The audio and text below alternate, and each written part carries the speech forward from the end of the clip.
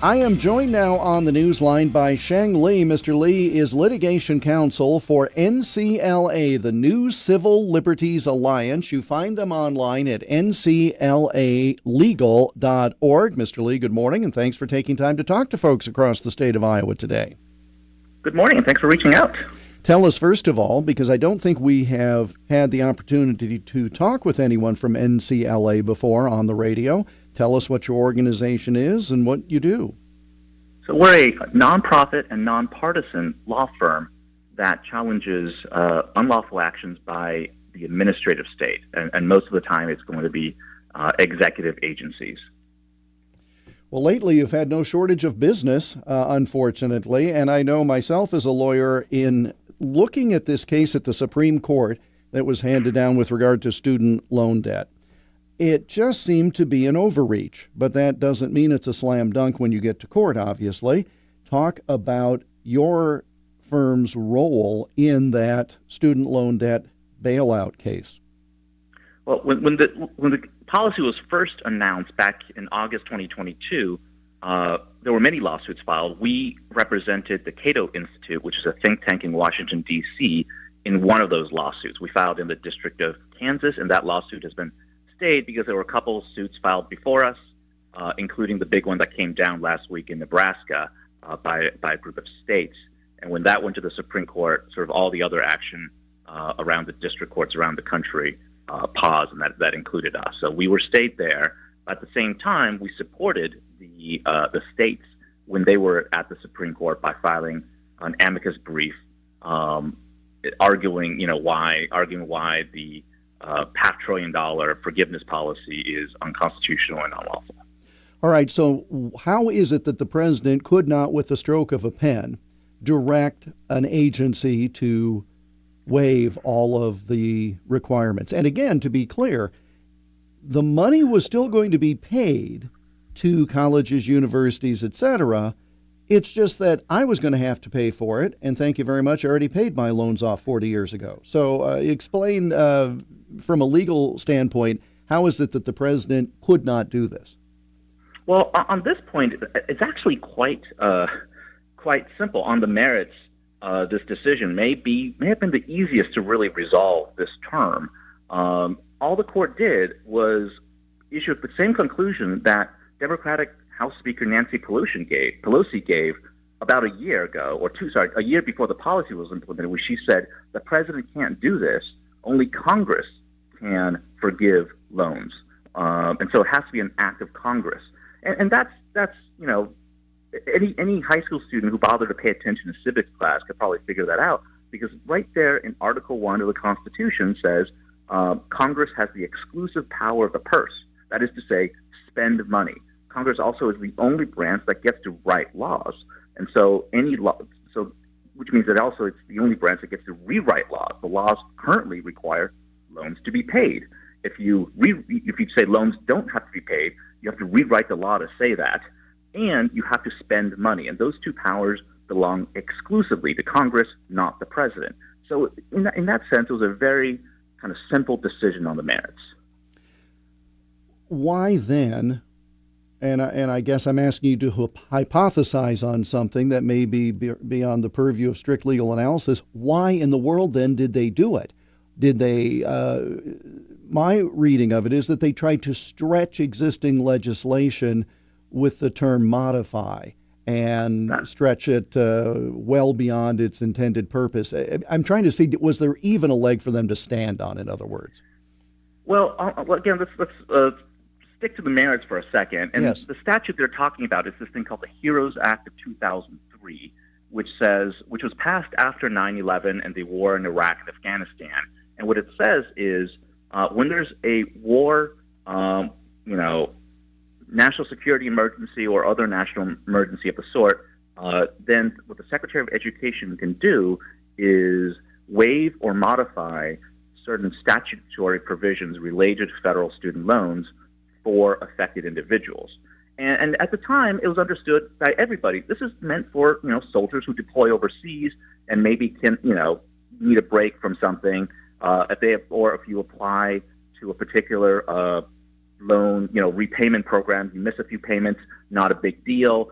You don't fill out all the paperwork, not a big deal. And the statute says waive or modify an existing statutory provision.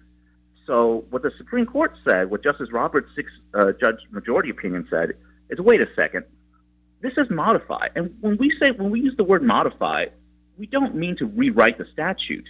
And when what the Secretary is doing here is essentially rewriting the statute. And here is an interesting line, I think. The Secretary plan has modified the statutory provisions only in the same sense that the French Revolution modified the status of the French nobility. That's in his opinion. And the idea is like you can't turn the word modify into rewrite. And that was that by itself is, I think, a fairly simple conclusion that he drew. Sheng Li is litigation counsel with the NCLA, and that's New Civil Liberties Alliance, by the way. NCLAlegal.org is the website. Joining us live on News Talk 1540 KXEL. One of the things that struck me last week, and I commented about it on the radio, is the fact that more than once now in recent times, successive days last week, the president comes out and says, I disagree with the Supreme Court ruling. This is not the last word. Well, I seem to recall in law school that's exactly what it meant. It was the last word with regard to that path. The Supreme Court in this case, with student loan modifications, bailouts, however you want to phrase it, there's a course of action that could make this legal, correct? Yes, and that's why the president knew what he did was illegal. The president knew he didn't have this kind of power because he promised loan forgiveness in the campaign, and we got elected. What he did is he went to Congress and he asked multiple times, "Hey, will you guys forgive this amount?" And they said no. How about this other amount? They said no. And only after Congress repeatedly said no to loan forgiveness, proposals, did he suddenly, quote unquote, discover, oh, I had this power all along. Well, if he had this power, why did he go to Congress in the first place? So I think that by itself, I think makes it pretty clear that he didn't really have the power, and he knew it. And the fact that he's now trying to kind of castigate the court for being illegitimate or something like that, it's quite disheartening. Well, again, from a political standpoint, not a legal standpoint, the court is illegitimate when it rules against your interest, and they're the best thing to jurisprudence ever when they are in line with your own views, I guess, from the politician's viewpoint. When we look at what they may do going forward, and this is something the president has said, I'm sure you folks were listening very closely when it was, well, we're going to try to bootstrap it through this other law that we had previously rejected because we thought it was not as worthwhile a try. That's bound to be challenged again, and pretty likely with the same result, correct? I would think so, because Justice Roberts' decision was not just about the specific language in that 2003 HEROES Act. Yes. He went further than that. And it invoked what's called the major questions doctrine, which says we expect when Congress, the question is, did Congress ever give the Department of Education this power to wipe away $500 billion of loans? And under the major question doctrine, the idea is that much power, we don't expect Congress to hide that much power in some vague language such as waive or modify. And by the same logic, it would also apply to any vague language in some other statute that the president can find. And I don't know what other statute provisions going to come up with the second time. But I just don't think there is any that has a clear statement saying the Department of Education can wipe away student debt. Well, we always used to argue about statutory interpretation of shall and may, and they're very different terms, but there are folks who, for their own purposes, blur those. That's a very simple issue. What are some of the other things that you folks have gotten involved in, whether it's at amicus level or direct representation? Well, our firm is also representing the Mackinac Center, which is a free market think tank in Michigan, challenging the student loan repayment pause or suspension that's been going on for almost 3 years now. And what happened there was at the beginning of COVID, the Department of Education said if you owe federal student loans, you don't have to make payments on those loans, and interest does not accrue on those loans.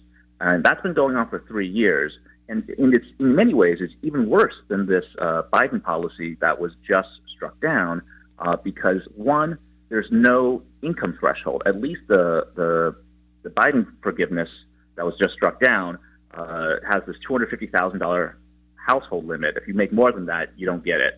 Whereas the pause, everyone benefits from that, even if you're making $1 million a year. And second, the pause really benefits the wealthiest, highest income individuals in America, and that's because they're the people with the biggest loans. If you're not paying interest on your loans, the bigger the loan you have, the more benefit you're getting.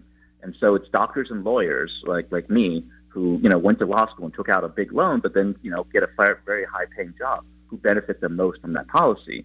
And people with just undergraduate degrees or associate degrees barely benefit at all. That is the spin that has not been coming from the White House. I believe there was a study, and I'm going off the top of my head, so I apologize, but it seemed that the percentage of staff members at the White House who would benefit greatly from these things was very high because so many of them had gone to undergrad at fancy schools, gone to graduate school at fancy schools, racked up all this student debt, and so there they are with their government job, and this was going to be this huge windfall. That's not the impression that has been given from the podium at the White House. I'm sure you're right. I haven't seen anything like that, but sure. It would be certainly consistent with what we know, and certainly anybody who didn't go to college or paid off their loans or used savings or their parents' savings to do any of this would not have benefited at all. This is a political question, but it isn't. So let's talk timeline. So, for example, once the measure of the Biden administration that was struck down by the Supreme Court, what period of time passed from the time that the order was issued to the time that it was decided by the court? How many months? Sorry, when you say order was issued, do you mean the Biden, when Yes. Biden issued? Yes. But the executive, so it wasn't an executive order, it was a the rule in the Federal Register, or notice Right. in the Federal Register. It was Right. October 12, 2022, and it was struck down by the Supreme Court just last week. So what is that? That's about 8 months, I guess. Okay. And the reason I asked was this. If they try another measure without going to Congress, trying to say that it qualifies under some other piece of legislation, some other law that's currently in place, there's going to be a challenge. And so I'm trying to time out when that might be resolved. Sounds like it'll be resolved right in the heart of the campaign next year.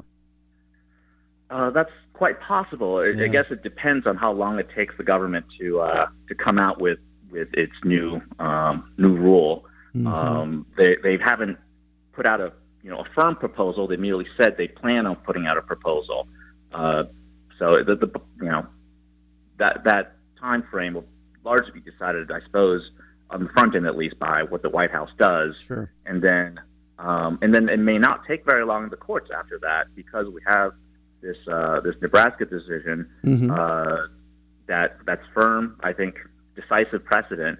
So it may not take 8 months. It may take much less time, because the courts can say, or at least the lower courts can say, hey, this looks very clearly the same as that policy the Supreme Court just said was unconstitutional, last year. So I'm only going to take less, I need to take less time deciding it. This is fascinating stuff. The state of Iowa was involved as well, filing actions in this. Just fascinating stuff in the set of rulings that came down last week. Mr. Li, thank you so much for taking time to break this down in great detail so everyone understands it much better, and continued success with the efforts of New Civil Liberties Alliance. Thank you, and have a good rest of the day. You do the same, sir. Sheng Li is litigation counsel for NCLA. That's the New Civil Liberties Alliance, and they are online at nclalegal.org. Again, that student loan debt handout case that was decided on Friday, it blocked that $500 billion from being forgiven. And when, again, we say forgiven, the individual, and sometimes parents co-signing for kids, but the individual who racked up the student debt would no longer be responsible. Colleges and universities were going to get paid. Everybody else was going to get paid, but it was coming from the general pool of money that we pay in taxes. Interesting. And again, with some precedent, that may help. Because what I was getting at from a political standpoint, and Mr. Lee was quite correct to stick to the legal merits of the case, but if the Biden administration knew that they were going to lose on this, they turned it into a political issue saying Republicans are blocking it, right?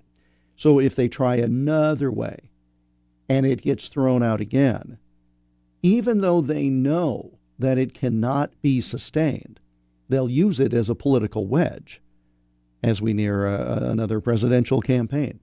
Because you already heard that last week. One of the reporters asked the president at the podium, do you feel that you led these people on in thinking that the student loans could be forgiven? And he jabbed the air with his pen and said, no, it's the Republicans who blocked it. Well, 6 members of the U.S. Supreme Court blocked it on something that his own party had said was not legal. But again, welcome to the 2024 campaign.